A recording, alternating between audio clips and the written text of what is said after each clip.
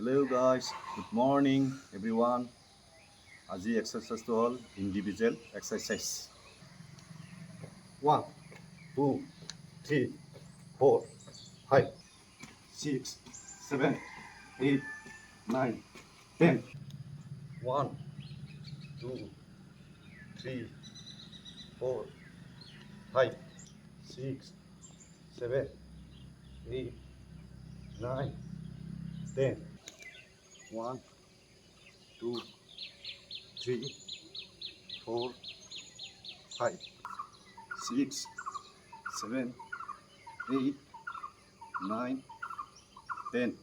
1, 2, 3, 4, 5, 6, 7, 8, 9, 10.